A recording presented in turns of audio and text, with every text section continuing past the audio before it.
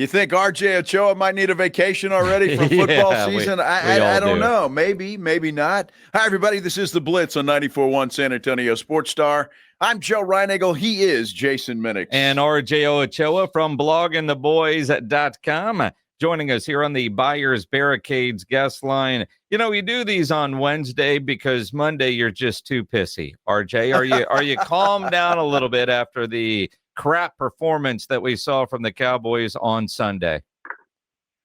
Were you guys not mad? Is that the intimation here? But you wear it on the sleeve a little bit more than others. And I will tell you, everybody's mad at the defense. I'm not as mad because my expectation of the defense isn't that high. I was pissed off at that Cowboys offense that should be able to score around 30 points a game. And for them to only get 14, that was disgusting. Well, first of all, I agree with you as far as not being overly mad at the defense in the sense that most people want Matt Eberflus gone. I'm not here to defend the man. I find him to be a kind man, but that being, he's without Micah Parsons. You know, Deron Bland is out. Savon Ravel's still not there. DeMarvion Overshown's still not there. This is an episode of Chopped, right? I'm not mad because he can't make dinner with Fruit Loops and soda. You know what I mean? But that being said, the offense lost CeeDee Lamb, and while that is something that was difficult, I'm kind of with you, Jason. It was disappointing, certainly for them to be so moribund. But it just goes to show that, you know, they're kind of a group that, for anyone who's unaware, I used to assemble the two deeps that Jason and I would use when we would call high school football together. And this is a team that's built if you go perfect and according to plan, great, but the moment one thread gets pulled at and things are not perfect and perfectly designed the way they were in the vacuum, all hell breaks loose and they can't recover. Well, RJ, unlike you and Minix, I am pissed off at the defense and I am pissed off at Eberflus. And the reason why is it looked like the Bears were playing against a bunch of 10-year-olds out on the street.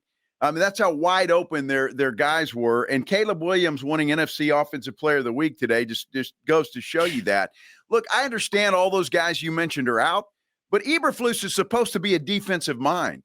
You know, against the Eagles, he made the adjustments. They looked better in the second half. Against the Bears, he didn't do anything.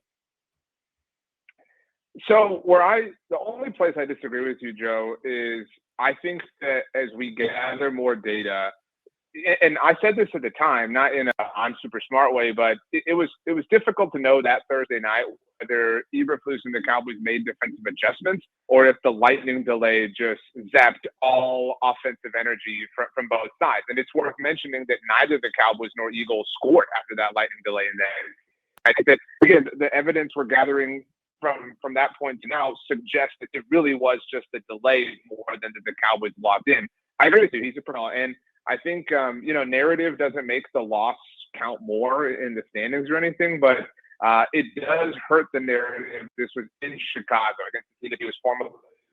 Every Bears fan walking out of Soldier Field on Sunday was high-fiving, and on top of everything was saying, that's why we fired that guy. That's why we got rid of him. He sucked, right? And everyone shared that sentiment. And so it was particularly bad. I mean, he's insistent on playing zone coverage almost 100% of the time in modern NFL times, which is an interesting move to say the least. But I'm also inclined to blame everyone because there were 4 plays of 30 yards or more that the Cowboys had against them. All of them came in the first half. 3 of them came in the first quarter. 2 of them came on one singular drive. I mean, there's a lot of quit and a lot of give up happening on the field that Matt Eberflus has nothing to do with. You know, RJ, as you say all that, and I don't necessarily disagree, but at the same time, his coverages, whatever he was calling, and when you hear Jerry talk about in his interview on 105.3 The Fan yesterday that the front end wasn't in sync with the back end, to me, that's on coaching, and that was the entire game. That wasn't a single play where, man, that was bad communication on that play, and that's why the big play happened. It was the entire game. I mean, that is the biggest indictment on a coach from an owner/GM who then tells us that they're all really good teachers, right? And then you point out that the communication was so bad the entire game. adjustments weren't made. It was so bad. There were times where you weren't even sure which guy was supposed to actually be in coverage, if there was coverage, because some of those touchdown catches and receivers were so open, you thought the defenders were photoshopped out of the picture. They just were never in the picture. Yeah, my mom is obsessed with that function on the iPhone where you can like hold and remove people. You know what I'm talking about? It feels like that's what they did. I mean, I'm with you. Like, dude, this is people always, you know, for the last half decade now have, when things are bad, likened the situation to 2020, the Mike Nolan year, the Tabasco in the eye, and all that garbage. Like that actually makes sense. Like, and not in a everything feels bad, no, like in a measurable way.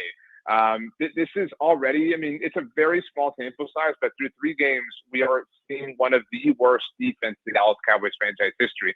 I love to always comb through historical archives. I do that every Monday or a day after a game. There are no defenses in all of Dallas Cowboys franchise history who failed to record multiple takeaways to the first 3 games of the season. There are now. This is the first one to generate fewer than 2 turnovers in the first 3 games. And the one turnover they generated actually could come with an asterisk if you wanted to apply it, because it happened in overtime of the Giants game that Jason was in attendance for. So it took an extra period for it to come in general. This is, and look, it's not all Micah Parsons being out, and that point will be emphasized this week a lot, obviously. It's DeMarcus Lawrence being gone, and that point is exacerbated because Micah is gone. It's not having proper players in the secondary. It's not having modern coaching to make up for the lack of talent. So, I mean, it really is each and every single part of what they have going on that is fundamentally poor right now. Well, it is, but it is early, RJ, and I mean I mean that in all sincerity. And even though it looks really bleak this week with Green Bay coming in, it's a week-to-week league, and I just can't believe the Cowboys are as bad as what they showed on Sunday in Chicago. And I look for a much better performance. Will it be good enough to beat Green Bay? I don't know, but CeeDee Lamb is a problem. That's out, and I have to bring this up because you and I disagreed on Twitter about this. That was the dumbest play in the history of dumb plays, RJ. I don't know how you can defend that play. The disagreement for the audience, because I'm interested in offering context, was disagreeing whether or not it was wise for Brian Schottenheimer to hand the ball off to CeeDee. Yes, because that's where the consternation has come from, is that it's dumb he got injured on a play that was a handoff as opposed to a reception, which is his day job, for lack of a better term. Look, I have, and I think my history with this radio station and on this show specifically well documents this. I have zero issue bagging on this team. In fact, if you want to bag on this team, get in line, because I have a long list of demerits. But this is purely hindsight evaluation in my mind. Is it unfortunate that CeeDee got hurt?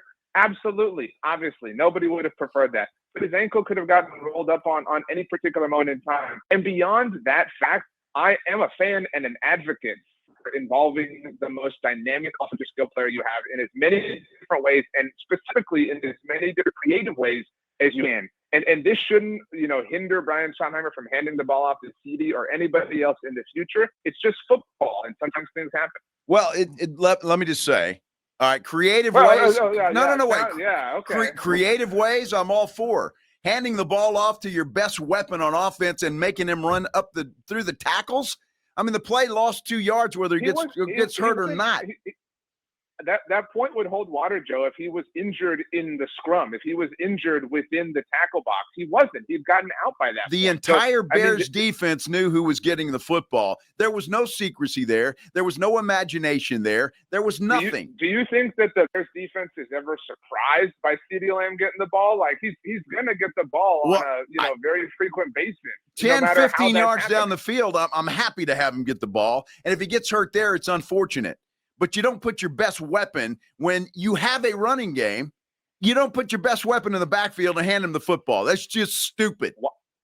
Why do the Lions do this with Amon-Ra St. Brown? Why did the 49ers do this with Deebo Samuel? Wait. Why did the most innovative and brilliant offensive minds make sure to give their most talented offensive skill position players the ball in as many different ways as possible? Amon-Ra St. Brown, if I recall, got the ball and then he pitched it to a real running back. That time on Monday night, but there's an extensive history of him handling, different balls. And you guys want to take up for Shotty on that? The course of Lions history. It was the dumbest play in the history of dumb plays. I mean, you don't do that.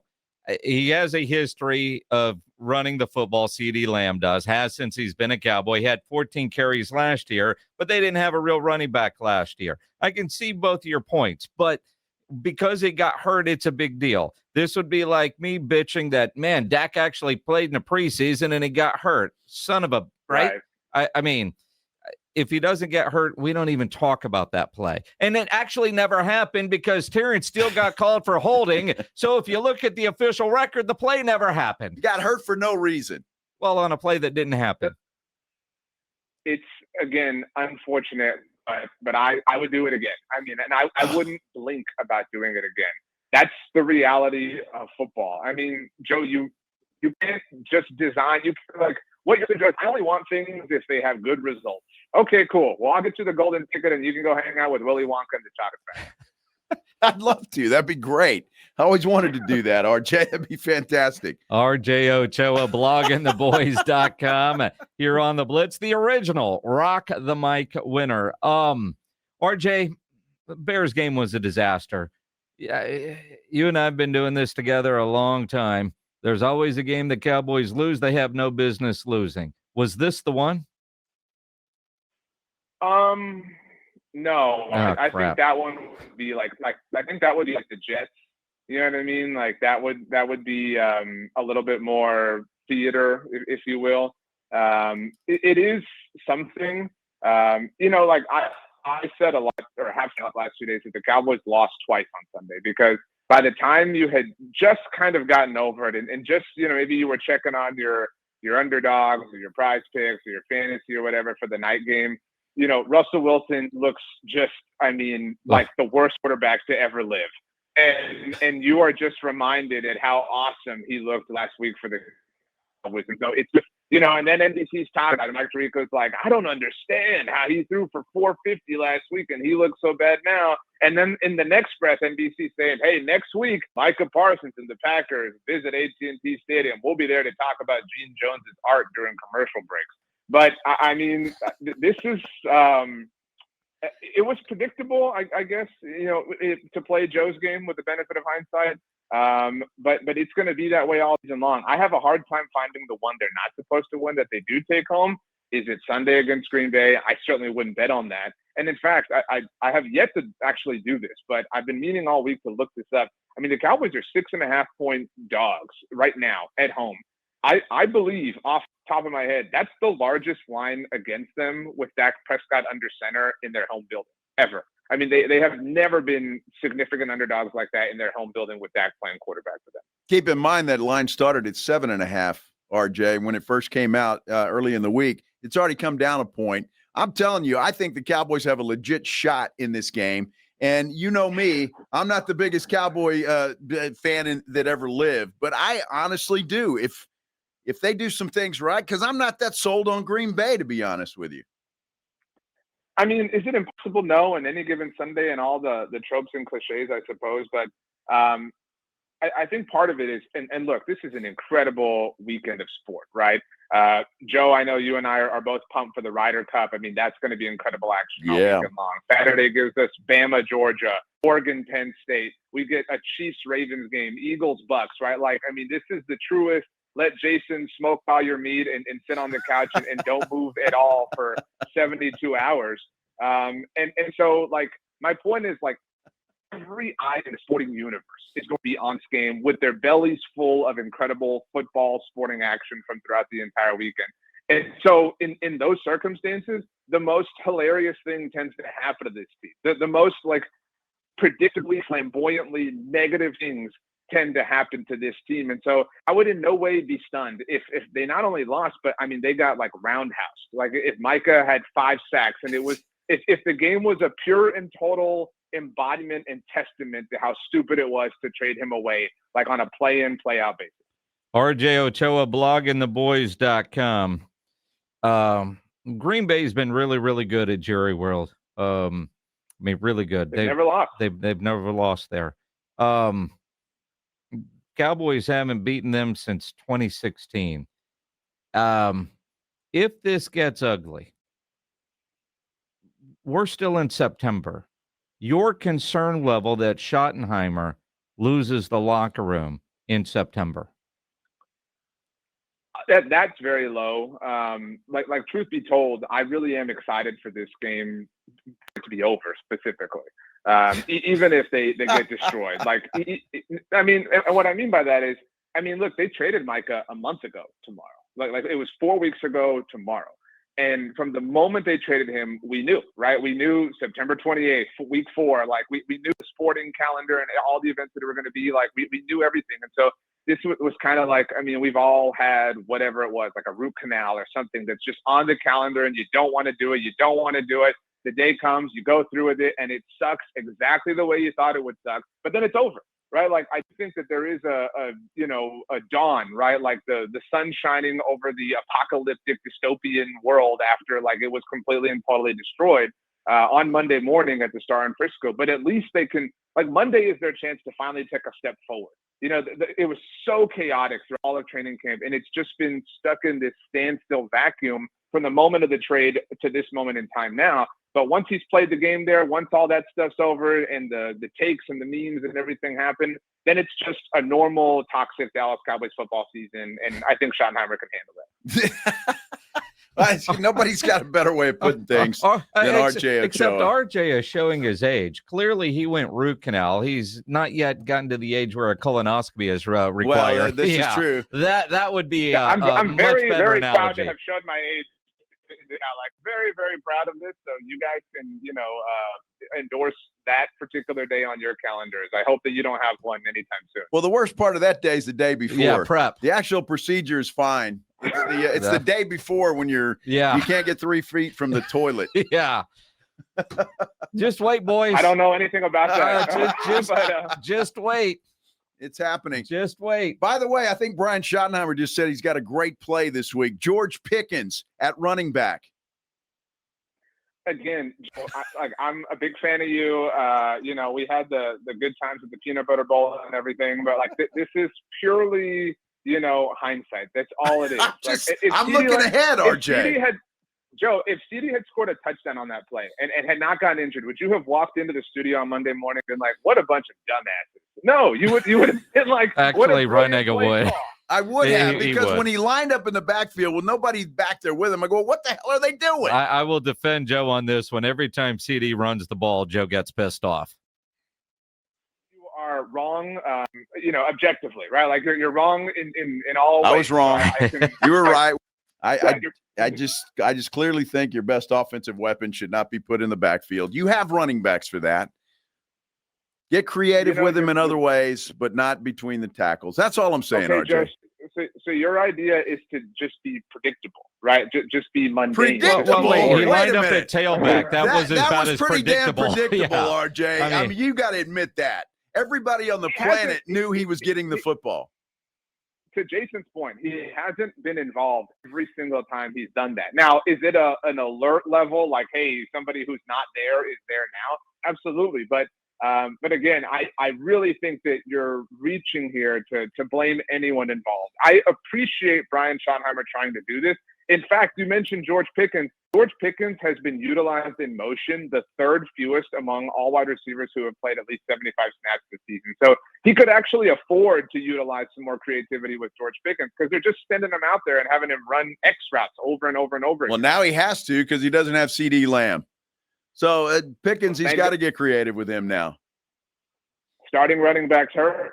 Javonte Williams is going to have to step up. Javonte Williams. I love RB2. you, RJ. Love you. Yeah. RJ Ochoa, bloggingtheboys.com. Make sure you read him over there, watch him, and follow him on Twitter at RJ Ochoa. RJ, appreciate you, man. USA is going to win the Ryder Cup. Yo, let's take it home. Keep it home. Bethpage Black. We're winning it 14.5 to 13.5. All right. Hey, I love that. I hope you are correct on that, my friend. Very good. Good to see you, RJ. Jason agrees. Sure. Yeah. RJ Ochoa on the Buyers Barricades guest line.